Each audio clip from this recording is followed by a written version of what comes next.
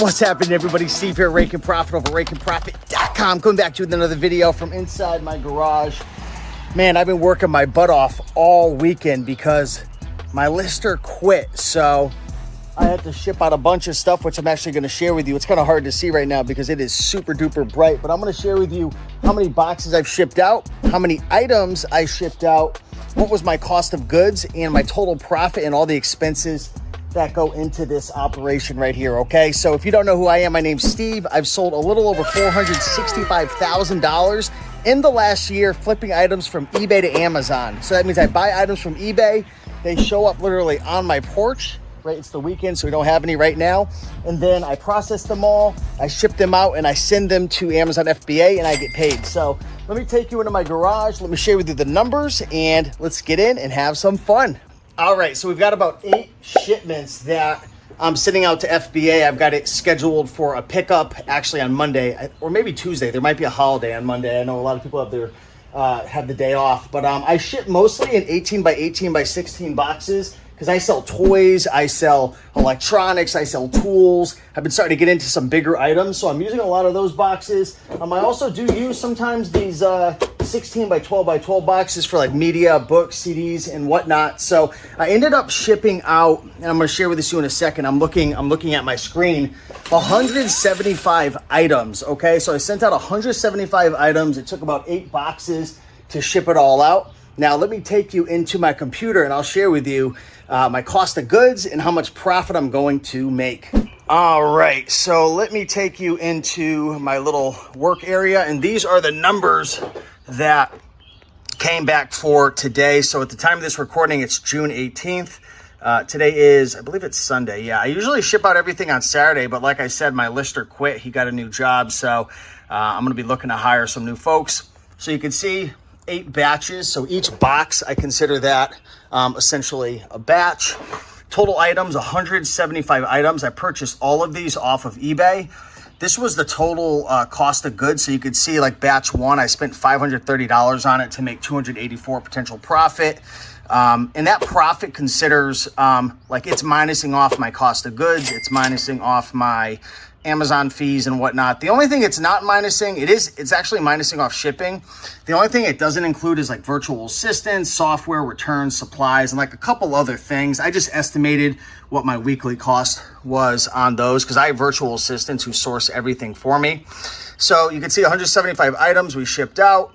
The cost was $9,100. So, you know, I'm scaling right now. Soon I'll be hitting hopefully $60,000 a month marks. So, you know, I'm investing a lot of my profits back into the business. A lot of people say, you're just cash flowing out the you-know-what, right? You're crushing it.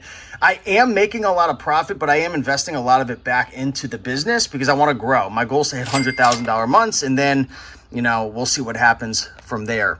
Now, here's the good part right here. This is the profit. I guess it's the gross profit, but I feel like, you know, it includes a lot of, you know, the fees. Like, this gross profit is minusing off the cost of goods. It's minusing off the Amazon fees. It's minusing off shipping. So really the only thing it doesn't include, again, is virtual assistant, software. My return rate's about 5%, and supplies. I just threw in some random things. There might be some miscellaneous expenses, but yeah, $5,307 potential profit.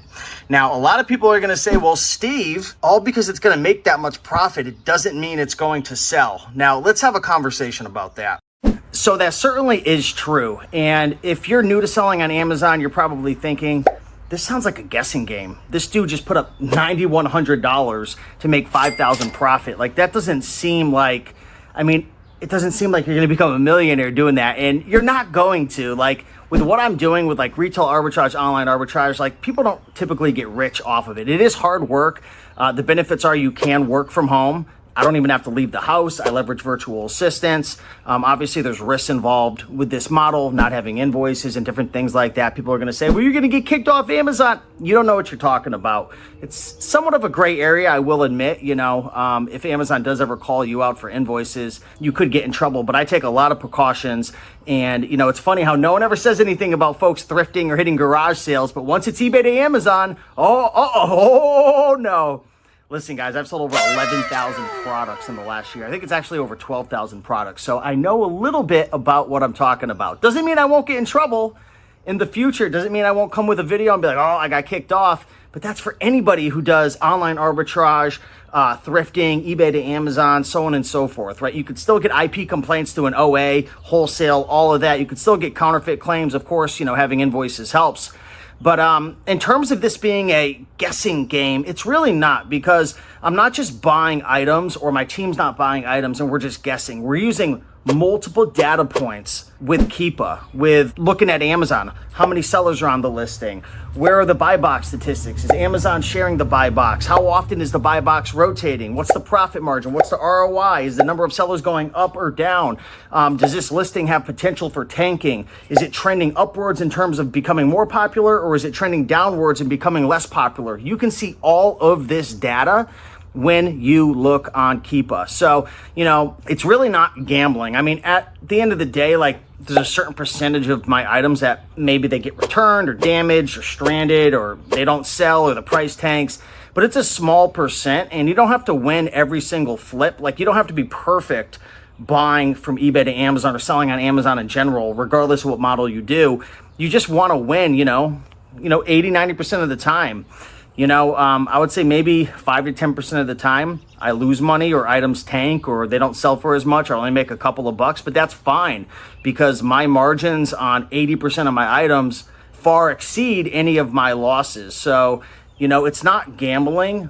I'm using real life data. And this is one of the biggest differences when you compare like eBay to Amazon. On eBay, you've got the sold listings. That's pretty much it. On Amazon, you have literally 50 to 100 data points you can look at. And every time you analyze each data point, your odds of making money and selling your item, they increase exponentially. So using tools like, SellerAmp, and using just Amazon in general, and using Keepa, and there's a bunch of other tools that I use to make decisions, IP alert, so on and so forth. It really reduces the risk of, losing money on items, okay? So, matter of fact, over the last 30 days, my sell-through rate is about 50%, which means my inventory is turning over typically every month or two, right? So, every month, 50% of my inventory sells through. So, that's something that I'm always looking at. I'm not just looking at items that make a lot of profit. I need my items to turn, because as you scale your business, you're going to run into cash flow issues, because if you don't bring money in your profit and get paid out fast enough, you're going to run out of money. You're going to run out of capital, or you're just going to get yourself in a huge hole of debt. And I built this business up to over $460,000 a month, not using debt. I literally, I use credit cards, but I leverage my credit card and I pay it off in full every single month. I know some guys and gals out there who have $200,000, $300,000, $400,000 on their credit card balance, and they're hoping to God things are going to go well. I don't go that crazy. I don't do things that crazy. For the folks who do, God bless you, but I'm not paying any interest. I've built this business from literally doing a couple thousand a month to now having close to $20,000 payouts every couple of weeks. And, I started out essentially from scratch. Of course, I've been selling on Amazon for a while, but this particular model, flipping from eBay to Amazon, I literally started it from scratch. I didn't go into a ton of debt. I started with a couple $1,000 and grew it from there. So hopefully you guys enjoyed this little behind the scenes video from inside my garage. And I'm pumped to get all this stuff out the door. I got a bunch of boxes I got to get rid of. But hopefully you guys enjoyed this video. If you want any help from me, with coaching, or you want to start your Amazon business, or maybe you want to start eBay to Amazon, check out the links down below. I'm here to serve you guys. Love you guys. Appreciate you all, and have a blessed day.